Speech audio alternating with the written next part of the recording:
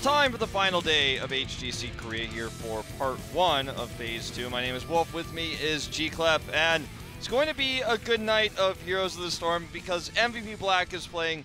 And even though these matches don't necessarily matter in terms of standings or Eastern Clash results, which were already decided yesterday, I think we'll probably have some fun games today. I think if you were to see a stomp, this would be the worst nightmare for Raven. I think they have to be faced for this, and from what we've been seeing from Raven so far, they were having tough times even against RRR. They lost 0-3, and that was a nightmare for them. But against Black, I don't think they can even get a 1 game off of them. I don't think they can either. And that would, of course, solidify Black's perfect record, along with Fnatic there at the top, to go into basically being the undefeated teams of HGC. And we'll see if Fnatic is able, of course, to win their match later on this evening. But MVP Black looks to be dominant, looks to be the strongest of the 3 teams going to the Eastern Clash. And what we're going to see today may be a taste, realistically, of what we see if MVP Black encounters perhaps the Taiwanese team or some of the weaker Chinese teams. So it's exciting to see kind of where we stand before we go into the new patch, of course. Well, we're on the Stukov patch, but before Stukov becomes unlocked, that's right, where the meta stands. I think once he comes into the draft, he is got lots of words from a lot of Korean players that, especially the support players like Swoy, even Meriday still thinks. I asked him just because he still plays the game and he still thinks that Stukov is one of the best supports right now. One of the top tiers for sure, but especially as a double support. If there's Ariel on top, Uther right next to it, and Tastar, if there's Stukov together, the draft will be totally changed because right now the support is so important. Yeah. So as mentioned, Fnatic is at the same score as MVP Black with a 6-0. They'll be playing their final matches along with the Zealots. Good guys and playing Ducks later on this evening. In NA, Team Freedom rose to the top of the rankings there with 5-1, just behind Gale Force. So see if they can tie or pass Gale Force to get first place, just to make sure. Their last match will, of course, solidify that as well. But the only dominant teams right now are really MVP Black and Fnatic. Everyone else at least has 1 dent on their scoreboard. For L5, that was MVP Black themselves when they met each other. MVP Black was able to take the win 3-0. Yes, that was a quick series, actually. L5, that was towards the very early part of the phase, and also L5 was going through the big roster change. Seemed like Black had the overcome, and if you take a look at the games, actually, L5 had lots of troubles back then. Still, they do not have a dedicated shot caller. As you mentioned yesterday, we could still see the missing part of Noblesse. Maybe once they go to the Eastern Clash, when they have to face against the stronger teams from China and all other regions, maybe that will still be there. Maybe they'll solve the problem by then. Yeah, I'm hoping so. They have a lot of time before that starts. Of course, our second matchup of the night, we didn't talk about it too much, will be Blossom versus MVP Miracle. That should definitely be a closer series. I think that one doesn't necessarily have to be one-sided. You would still call Miracle the favorites there, but Blossom has definitely looked a lot stronger this season, definitely showing some improvements. And Miracle, on the other hand, hasn't improved as much. So MVP Black, the legacy that this team left, and I'm going to talk about this a lot tonight, the legacy this team left throughout 2016 was massive, and they couldn't live up to expectations at the end of the year for BlizzCon. They also struggled at the Gold Club World Championship there, another international tournament. Then going into the Eastern Clash, they were able to dominate. However, they failed in the mid-season brawl, and now they're trying to close this series out with their new roster with Rich here, with finishing this season with a 7-0 score to prove that this team is back in form, and the Eastern Clash could just be a taste of what we could expect in BlizzCon. And they've been using a lot of triple assassins with Solo Warrior and the Solo Support, and Kilcha has been filling that role. Test a very strong Solo Warrior in the front line. He can get aggros, get healed back line, and meanwhile, Rich, Sake, and Reset will tear the opponent apart. And that's exactly, they have been also using quite a lot of double support. Of course, Sake being on Tastar most of the time, which worked perfectly for them. I think their balance is right there. They can find it. This Eastern Clash will be the chance to prove themselves before they actually go all the way to BlizzCon, I feel. Yeah, I think this is their chance to be back-to-back Eastern Clash champions and continue to kind of hone this roster. Now, Sake saying that, you know, he and his team, Black and Fnatic, the only teams that could use Falstad correctly, and he's been using it very correctly, shall we say. Looking very, very powerful on the hero right now, split pushing with it, and pushing the boundaries of what you would normally expect to be true for Falstad for split pushing, and also getting that extra soak. Sake is a great Falstad player, and he's one of the only ones in Korea consistently picking the hero right now, so something to look out for as we go into this draft. Yes, they have been picking a lot of Task Star. Even when it's banned away, Sake always brings his favorite Falstad for global soak, so they always have an answer against the enemy's draft. So Black's drafting right now seems very, very good, especially with Rich coming in as a melee assassin. But on the other side, here is Raven, and last match was, I gotta say, it was not good. It was terrible. So, you know, I talked about the legacy of MVP Black. Darvish here, Camera is, of course, once on the sister team of MVP Black, MVP Miracle. But we gotta talk about Deong. Because Deong, along with NMX, were two famous players back at the beginning of Heroes of the Storm in Korea back in 2015. He played under the ID Jungman back then. He was one of Korea's best tanks. Most would consider him top 4. But with the drafting we're seeing from this player, we're seeing the Azmodan picks, the wonky drafts. It doesn't even feel like sometimes the games are being taken fully seriously. And when you talk about Jungman, you think of the legacy. You think of top 4 tank in Korea back in 2015. But when you think about Deong, you think, isn't he the guy who picked that Azmodan every time? And why was he flexing onto off tanks in the last season, the first part of 2017? Why was he playing like that? Why was the team drafting like that?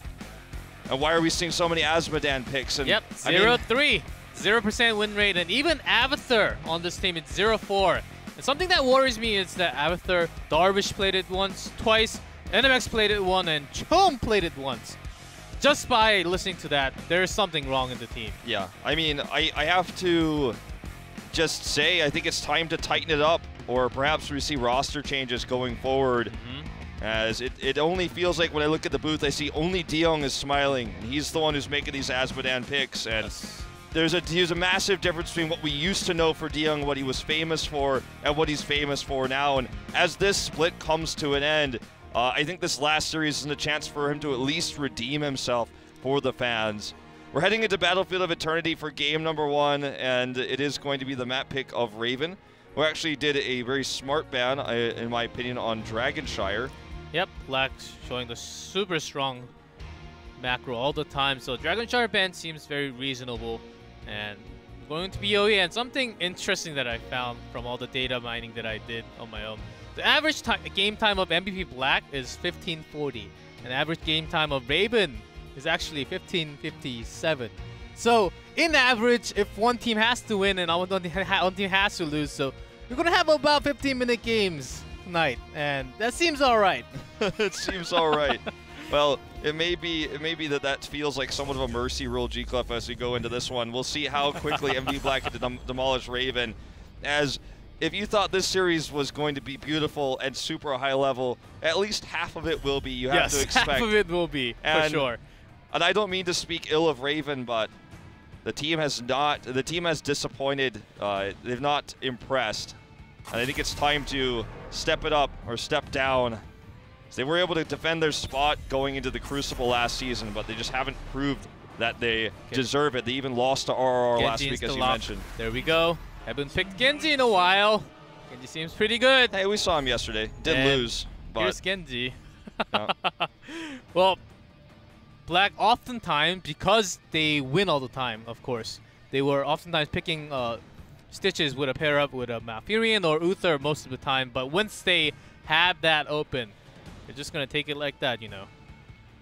Yeah, well, a Malthael ban is obvious because of the map here, so it's not a shock that we see Genji left to open, and it seems like Ariel is just giving more power to and giving more flexibility to the draft than Genji can for first pick. Genji's a powerful pick, but Ariel's hard to draft around because she just empowers so many different heroes.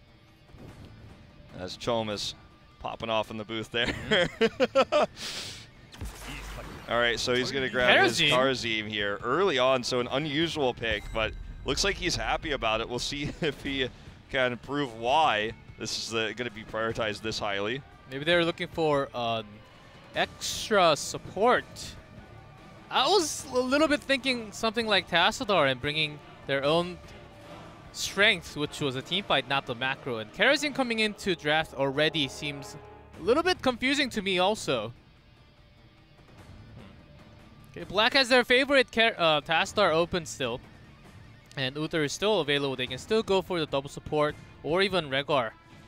Yeah, and have the dive comp complete with Genji and also reset on Leap. You can put.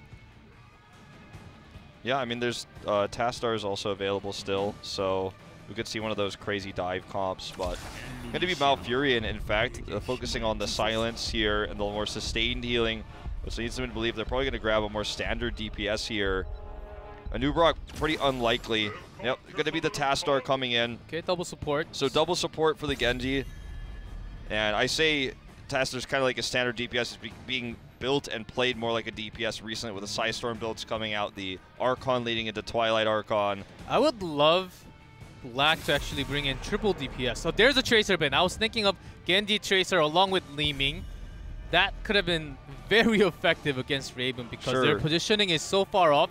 It makes so much easier for Black to actually focus on each target. I'm not so sold on it though, because if you run a Tracer and Li Ming with this, you end up with, sure, Black's been running a lot of triple DPS, but they still wouldn't have a solo tank with that. The Tracer ban is wise when you consider what Black has built and what tools they could work around with it, because they could just grab the Tracer and a normal tank, like a Muradin even. But I think they want to get something a little bit more standard if they are going to be bringing in another DPS. I don't think they are. I think they're going to just round it out with a normal tank here. Let's see. The Li Ming ban is going to be taken away from Raven, in fact. And we don't really know what Raven's plans are just yet because they've just only shown us the Karazim and the Stitches, which doesn't really pair together in any way, shape, or form at this stage. So, okay, just going to grab the Greymane. Everything looks normal except the Karazim. They love Greymane. They have that. Greymane is by far the most played DPS from Raven's side. Of course, did not win too many, and oftentimes because they had to fall back. Greymane was not the biggest problem oftentimes, but it was more of the positioning of them and the team coordination compared to Black. This will be a hard game for sure, but Greymane coming into play, racing for the Immortal. Of course, there's Genji on the other side, but you still do not know the extra DPS and the tank. So they're just going to take Illidan for themselves because Genji with Illidan and Tyrael with the last pick could be just perfect for Black. It's kind of weird that we end up with a situation where they ban the Li Ming over the Illidan. Rich is laughing. I don't know if they can find the right hero to... I think he's laughing because double ban Marthael Tracer was against Rich, sniped, and Illidan also. Well, the Illidan pick would have been really strong for MVP Black, but denying it here doesn't necessarily mean Raven gets a strong comp. I think what Black is trying to figure out right now is how can they make solo Tyrael work? What hero can they run with that to make this effective? And I just don't know if there is one. We've seen them do Falstad before. We've seen them do Cassia with it as well. If they remove Tyrael from Raven, I don't know if Raven makes this Illidan comp work anymore with just the Karazim. So let's see if they want to grab that Tyrael. Nope, just going to be the Muradin. So you would have to think that Raven just grabs Tyrael here. It's a secondary support. Okay, it's going to be Rehgar. I don't like this. It is a secondary support. Yeah, but I don't like this one. I don't think this is going to be enough to protect Illidan in those big team fights when you've got a lot of CCs coming out. You've got the blinds there as well. I think that Ancestral can be a useful tool. It can protect Illidan for just a moment, but the Sanctification would have empowered both the Illidan and the Greymane. So I don't like this, sure, double healer, double support. I like the support, the shields, and the Sanctification coming out from Tyrael a lot better myself. But we are just going to go right into this one, guys. Battlefield of Eternity, and of a crazy draft coming out here from Raven. We'll see if they can make it work with the Illidan as we go into game number 1.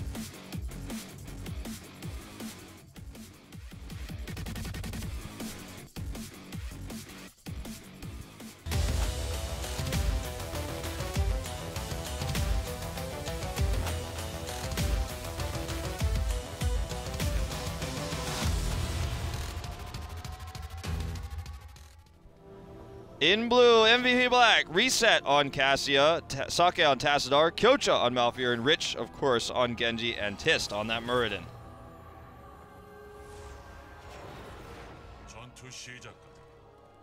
And in red, Raven.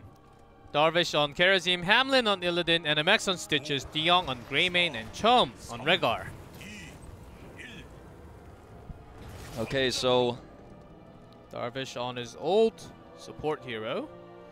solo tank Stitches can be done. We've seen it work a lot, but the Stitches is usually used for pick potential, not for peeling, for example. So that's something else they don't have for the Odin. Speaking of which, if that root connects, yes. he dies 100%, and he almost died anyways. But yeah, I mean, this is an overextension too. MV Black nearly getting the punish picks.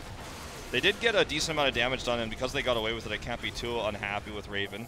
See some B steps being dropped down. But uh-oh, staying in lane too far, and that's going to be a reset. That's going to be first blood. MV Black is not messing around tonight. Yep, they want to snowball from the beginning. There's Rich Genji coming in this time because reset is on Cassia actually. I was wondering who was going to be on which hero, but it's reset on Cassia this time. Yeah, which is actually kind of unusual, but I think Black wants to have some fun tonight. And we're going to allow Rich to play his carry hero because Raven took away his Malthael, took away his... what was the other hero they banned? I didn't write it down. I missed it. But anyway, taking away his carry potential heroes. There's a second one, and Rich will He's not just get carrying, trapped man. over the wall. There's a reset. I got a hint from Sake last night that they will be experimenting something tonight. Let's see. And Well, there's a pair up. This is Perfect going to be the near pick yet again. No cleanse yet, so lots of CCs will be scary from the beginning of the game. Well, Raven is just not finding any edges here, and whenever they make just one positional mistake, Genji just punishes hard. There's no peel potential really with the Stitches pick. As you can see, the auto attack's just slowing him down.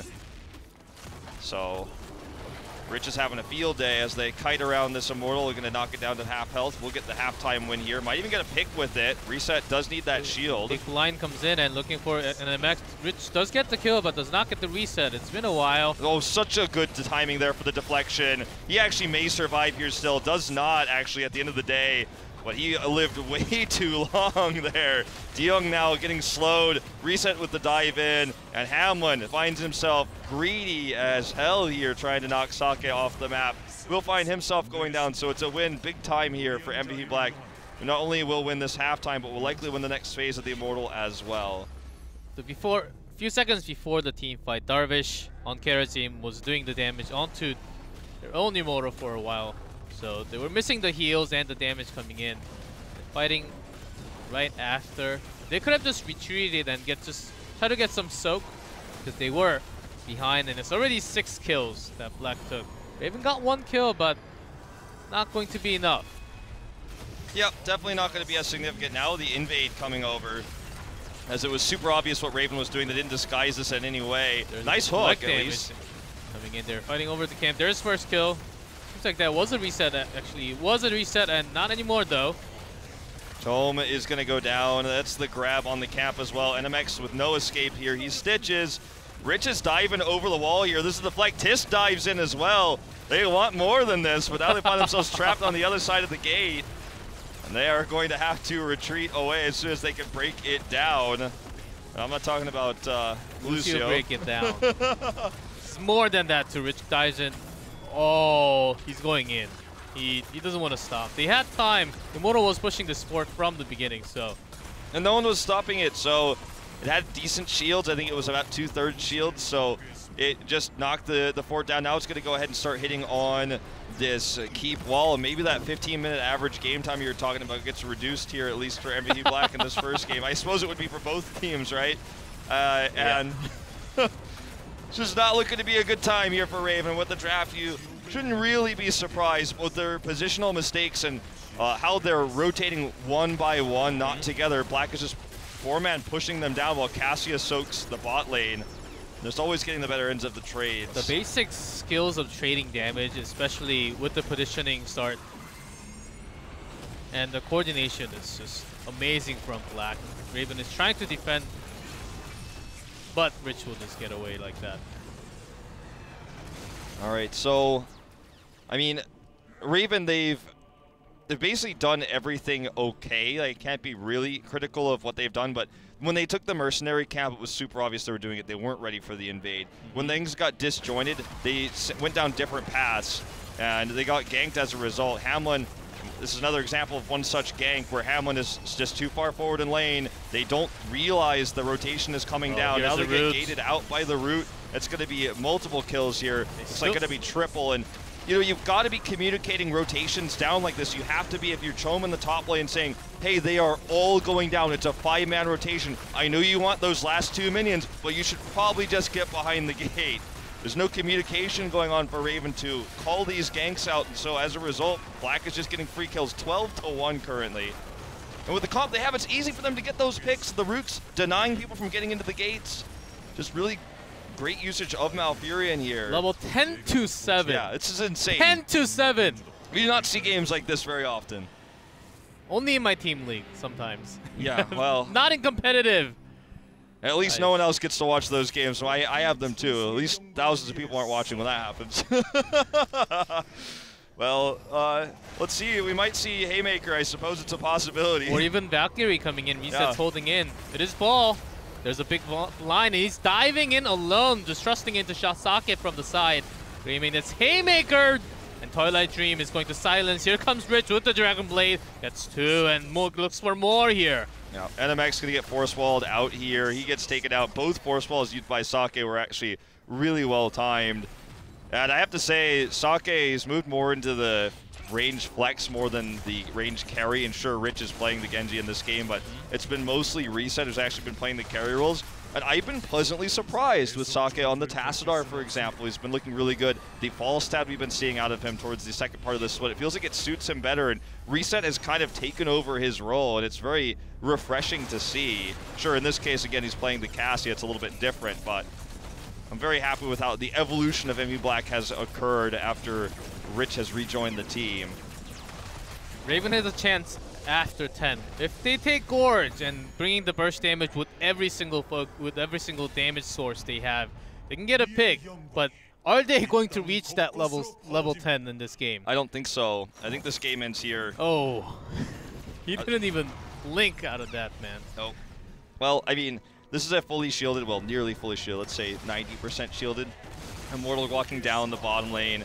They have a decent amount of siege potential here, and if anyone from Raven just pokes their head out to try to deny this, they're going to be killed by the coordination, the force walls we're seeing, the dive that they can bring in with Rich on the Genji. And so this is going to be easily the keep, and if anyone dies, it's game over, 100%, because they don't have heroics. The lightning ball doing massive damage, but survives. Follow-up wall. Dragon Blade. Looking for the kill. There's a reset. Darvish will be the second one, it seems like, to fall. There's a reset again. Pretty strong, you gotta say. I mean, this is going to be our most one-sided game of the entire split. 18 kills to 1, make it 19 maybe? Rich is trying to. NMX is getting body blocked by a Genji here. Does have the keep available, but Rich wants to go for it. Does use the deflect. NMX survives. Will they actually be able to turn this around? I don't think so. The core is now under attack. Sure, it's not the most scaled Immortal, but the minion wave is here as well. It's a lot of damage going in, and his core is going down quickly with the Immortal still surviving.